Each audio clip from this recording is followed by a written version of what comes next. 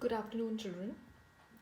Today I'm going to take up the topic Agriculture 1, Chapter 15. You may open your textbooks on page number 165. Now, the word agriculture actually comes from two words, agar and culture. Agar means land and culture means cultivation.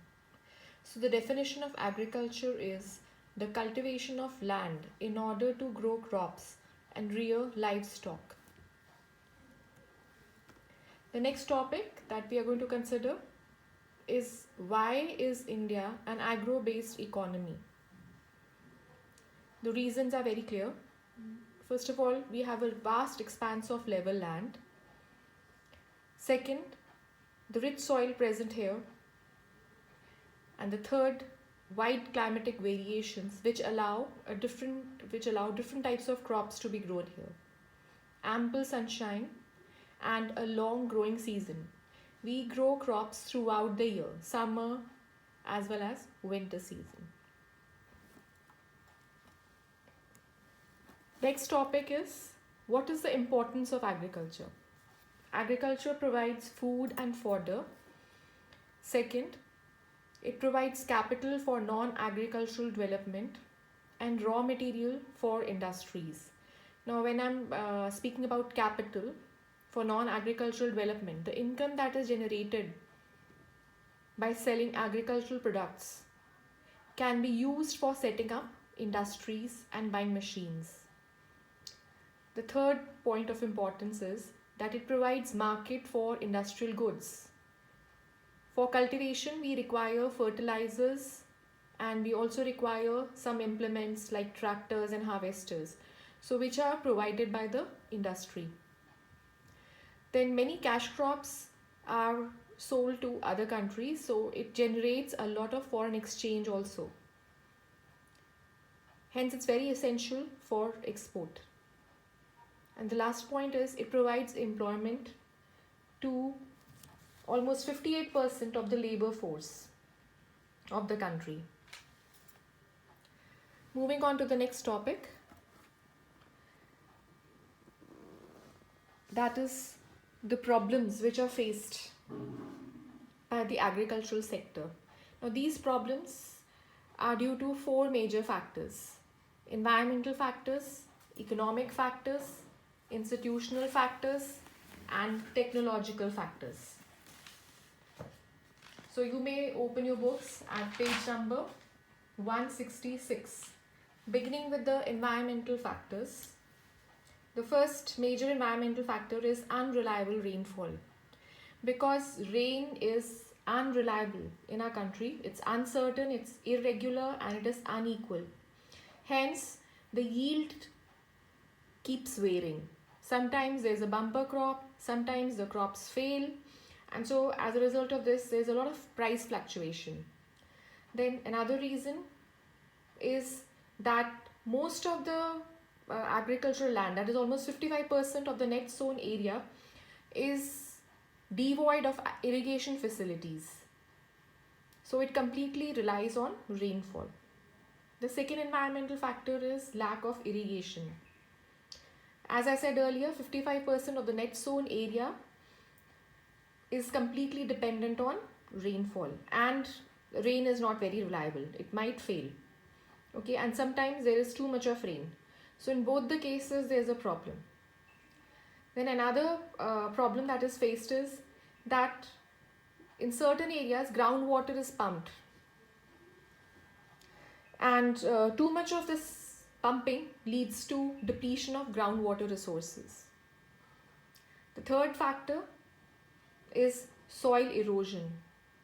Because of deforestation, overgrazing, and faulty land use, there is a lot of soil erosion which yields to low crop yield because it depletes the soil fertility. And the next factor is the methods of cultivation that are used, they're old, there is lack of irrigation, then the seeds which are used are inferior, and there is lack of latest technical know-how. And because of all these factors, it leads to low productivity. The next environmental factor is demand for food. because there is a huge demand for rice and wheat, the staple food crops of India. These two crops are grown throughout the year, and these crops are soil exhausting crops, so they deplete the soil of its natural fertility. So these are some of the environmental problems. Next, we move on to the economic problems. The first problem is that the per capita cultivation of land is about 1/4 of a hectare. And what do I mean by per capita cultivable land? It refers to the average amount of land that is cultivated by a farmer. That's less than 1/4 of a hectare, which is a very small piece of land. And because of this, the farmer is forced to indulge in subsistence agriculture. And what is subsistence agriculture? Which is agriculture which is able to sustain only the family. The farmer grows as much food as is required by the family, and he has very little surplus to be sold in the market. The second problem is the human element.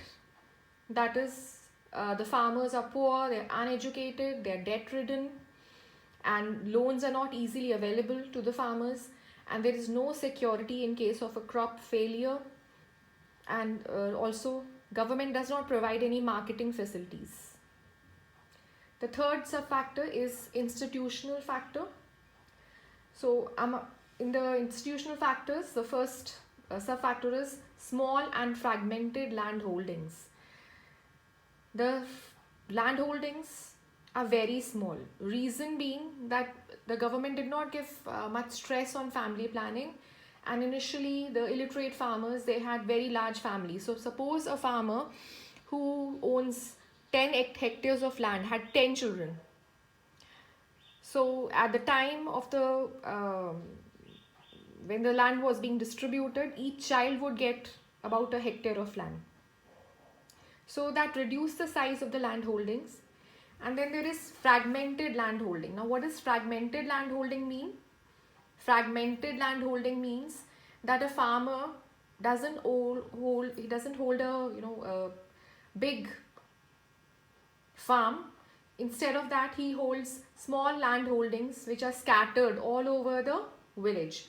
So it is very difficult for him to cultivate all the small land holdings. He cannot use modern methods of farming. Most of the time is wasted in moving from one land to another. And also because he's poor, he's unable to invest in modern means of agriculture. The second factor under the institutional category is exploitation of farmers. So earlier it was the zamindars who would exploit the tenants, and they would throw the tenant away out of the land as and when they wanted.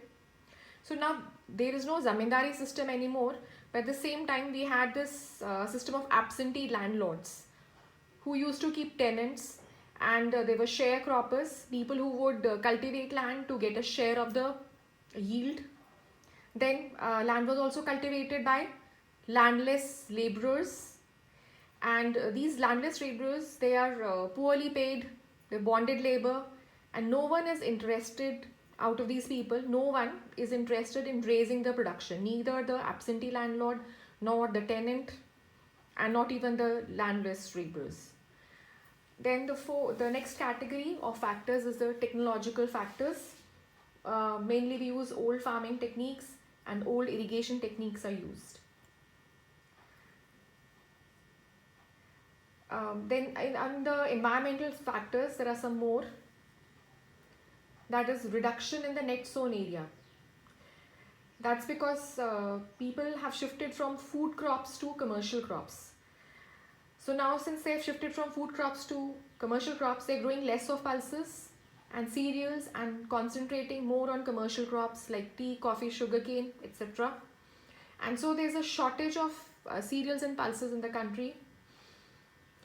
Then among the economic factors, there are some more factors like because of the globalization, this is one phenomena which was introduced in our country in the 1990s. So that posed a lot of challenges. Reason being that the Indian markets were open to the world, and because of that the government withdrew its subsidies, provided less aid to the farmers. provided less aid in the agricultural infrastructure, and farmers, they fell prey to corporate intrusions. And as a result of this, the cost of production increased, and there was also reduction of the import duty. So that was really bad for the farmers, because he never got an impetus to increase the production of any crop. I can give you an example. Due to the shortage of pulses, the price of pulses rose. And what did the government do? Did not provide any encouragement to the farmers to grow more pulses. Instead, how do we overcome this shortage? We import pulses from other countries. So that discourages the farmer to grow pulses. Then the next problem that rose because of this, that the cost of crops in India, it kept on rising. While the in international market, the cost of crops kept on falling. And why did the price of crops fell in the international market? There were many reasons for this. The farmers in these countries, they use sophisticated farm machines. Then there is progress in biotechnology, because of which high yielding variety seeds are being used. Then subsidies were given to the farmers. So as a result of this, the cost of growing crops, it fell. Okay, so that's about the problems. Then why do we need to rectify this problem? The reason is that a major share of the gross domestic product, it comes from agriculture. And another thing is that all the sectors, they are interrelated. If there is a decline in the GDP due to agriculture, it will also lead to a decline in other sectors, because all the sectors are interrelated, agriculture as well as industry. So in order to boost the production, the government has started taking has introduced certain reforms. So moving on to the next slide. So these are some reforms which have been taken up by the government to increase the production. The first is Green Revolution. Now the manifold increase in India's farm production and productivity, mainly in case of wheat, consequent to the adoption of new agricultural strategies since the late 60s, is called Green Revolution. Now there are certain salient features of Green Revolution. First is use of large capital and technological inputs. The second feature is adoption of modern scientific methods. The third feature is use of high yielding variety seeds. The fourth feature is irrigation facilities have been improved. More of chemical fertilizers are being used. Marketing and storage facilities have been improved. Use of more of insecticides and pesticides. Consolidation of land holdings. Supply of agricultural credit and rural electrification. And here I would like to elaborate on the point consolidation of land holdings. So earlier I talked about the small land holdings which are scattered and which are fragmented. So the government's policy is to consolidate these land holdings. Suppose I own two small pieces of land in two separate corners of the village. So instead of cultivating those two small pieces of land, the government gives me a land holding close to one of my land holdings, and so I have a bigger land to cultivate. So I get one consolidated, and for that I have to give up the other piece of land, that other small piece of land, to the government or to another person. So I get a consolidated land holding where I can use modern methods of farming, and I can increase the yield and thus increase my income. So that's all for today.